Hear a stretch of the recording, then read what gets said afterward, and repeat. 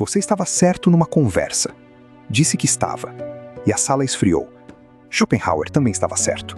Provou que estava por escrito. E a sala de aula dele esvaziou. Não foi inveja, foi uma conta que a sala fez.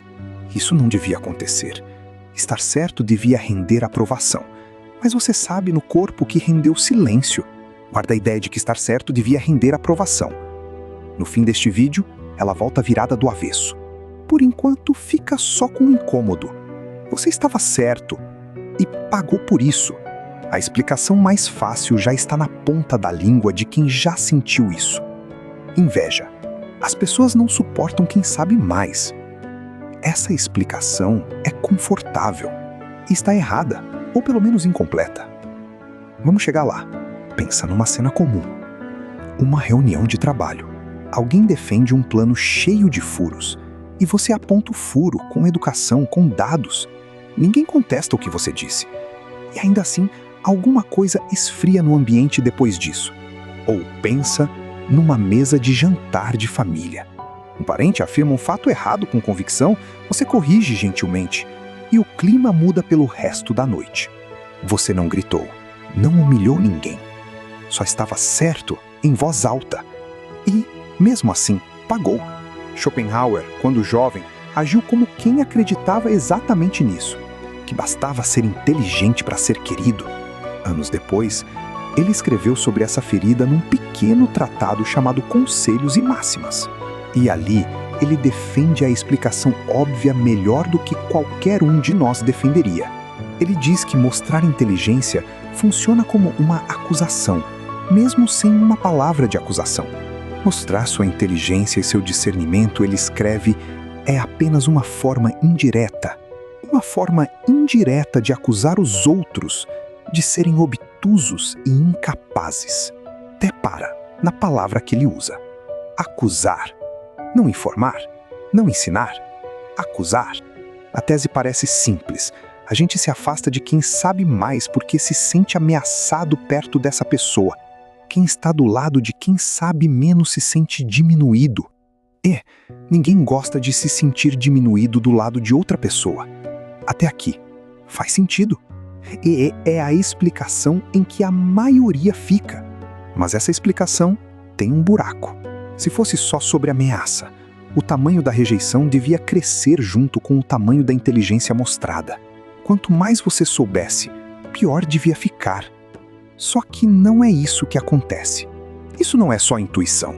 Um experimento clássico de psicologia social testou exatamente essa ideia. Pesquisadores fizeram pessoas ouvirem a gravação de alguém respondendo a um quiz difícil. Numa das versões, o candidato brilhante derrubava uma xícara de café no fim, sem querer. E o candidato brilhante que cometeu a gafe foi avaliado como mais simpático do que o brilhante impecável. Já para o candidato mediano, a mesma gafe piorou a avaliação. A inteligência sozinha não afastava ninguém. O que afastava era a distância que ela abria. E a gafe fechava essa distância, então o alvo muda. Não é você que está sendo punido por saber, é o outro que está sendo lembrado com clareza demais do que ele não sabe. Se essa parte te descreveu, deixa um like. Ok. Então a solução parece óbvia. Se o problema é a distância, é só ser humilde, diminuir o tom, falar menos, deixar o outro brilhar primeiro. É claro que existe valor em ser mais discreto, mas experimenta fazer isso na prática, numa sala de verdade. Imagina a mesma reunião de novo. Dessa vez você segura a língua, finge dúvida que não tem. Deixa o erro passar batido por educação. Fala baixinho, que talvez esteja errado, sabendo que não está. Alguém percebe, não o erro, a encenação. Porque humildade forçada tem o cheiro. A sala inteira sente quando alguém está encenando um degrau que não é seu. E aí a punição vem em dobro. Você continua sendo lido como superior, só que agora também como falso. Então nem exibir demais, nem encolher de propósito, resolve. As duas coisas continuam girando em torno da mesma pergunta errada. O que eu preciso mostrar ou esconder para essa sala gostar de mim? A pergunta certa é outra. O problema nunca foi o que você mostra. É o que a sua fala obriga o outro a admitir. na frente de todo mundo. Aqui está o mecanismo, nomeado de uma vez. Mostrar o que você sabe nunca é só entregar uma informação. É fazer uma reivindicação de posição. Quem escuta não, processa só o conteúdo. Processa, ao mesmo tempo onde ele ficou depois que você falou. Por que isso pesa tanto? Porque posição não é um detalhe qualquer de uma conversa. Todo mundo numa sala sabe, sem dizer a ninguém, onde está. E percebe na hora quando alguém mexe nisso. Repara no grupo de mensagens do trabalho. Aquele em que você respondeu rápido e certo, e ninguém reagiu com um emoji sequer.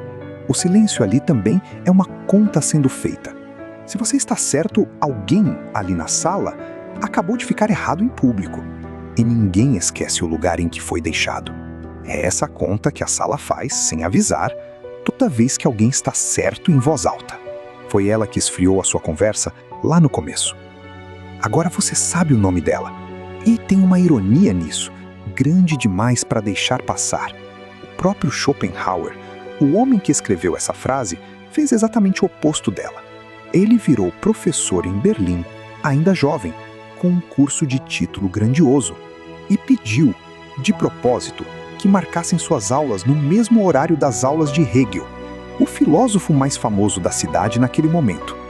Foi uma provocação direta, uma aposta aberta de que o próprio talento falaria por si na cara do mais famoso da cidade. Não escondeu, não disfarçou. Centenas de alunos foram para a sala de Hegel. 5 se matricularam com ele. No semestre seguinte, nenhum aluno se matriculou e o curso foi cancelado. Ele abandonou a carreira acadêmica ali mesmo. Saiu da universidade e virou filósofo por conta própria, longe de qualquer sala de aula. Sustentado pela herança do pai. O reconhecimento só chegou décadas depois, quando ele já era um homem velho. Veio com a publicação do mesmo livro que guarda a frase que você acabou de ouvir.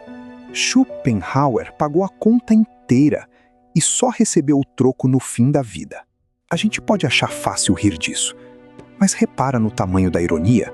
O homem que entendeu a conta que a sala faz foi o primeiro a se recusar a pagar ela. Então alguém tira a conclusão prática. Se estar certo custa caro, é só fingir que não sabe. Diminuir de propósito, deixar o erro passar, fingir burrice. Só que isso não é o contrário de se exibir. É a mesma transação, com a moeda trocada. Nos dois casos, você continua administrando a sala enquanto tenta pensar. E aí vem o custo que ninguém coloca na conta. Quem finge burrice para de pensar em voz alta. Para de testar a própria ideia contra alguém, que é a única coisa capaz de deixar ela mais afiada. Você conhece a cena. A ideia certa parada na sua boca, esperando alguém chegar nela sozinho e ninguém chega. Você compra a paz da sala pagando com a coisa exata que a sala estava punindo. Isso não é humildade. É covardia com roteiro. E covardia também cobra conta. Nem mostrar, nem fingir que não sabe. O que sobra? Sobra a parte que Schopenhauer escreveu logo depois da frase que você já ouviu aqui. Ele diz o seguinte: posição e dinheiro sempre podem contar com deferência. A capacidade intelectual, nunca. Ser ignorada é o maior favor que se faz a ela. Na primeira leitura, isso soa amargo. Quase uma derrota, como se a inteligência estivesse condenada a nunca ser reconhecida. Mas lê de novo. Ser ignorada é o maior favor. Fingir de burro nunca foi sobre esconder o que você sabe. Foi sobre parar de cobrar a sala por isso.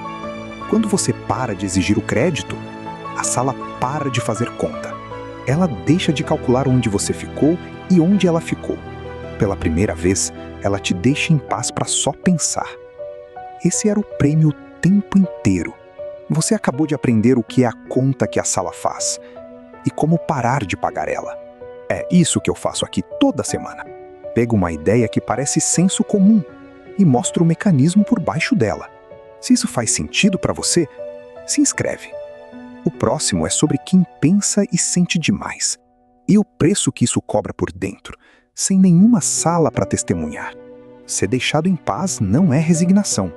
Ninguém mais checando se te acha inteligente. Só o problema. E você, sozinho com ele, livre para pensar sem plateia. Isso não significa ficar calado para sempre. E se você chegou até aqui, esperando uma técnica para usar na próxima reunião, essa é a parte incômoda. Não existe jeito certo de administrar a sala. Mostrar mais, mostrar menos, dosar o tom, calibrar a cara, tudo isso ainda é pagar a conta, só que em prestações. Schopenhauer levou décadas para entender isso sozinho, longe de qualquer sala de aula. Da próxima vez que você estiver certo e sentir a sala esfriar, você vai reconhecer a conta sendo feita e vai poder, pela primeira vez, simplesmente não pagar. Existe um outro vídeo que mexe com esse mesmo intervalo entre saber o que você quer e não conseguir se mover. Porque você nunca consegue decidir. É o mais próximo desse aqui.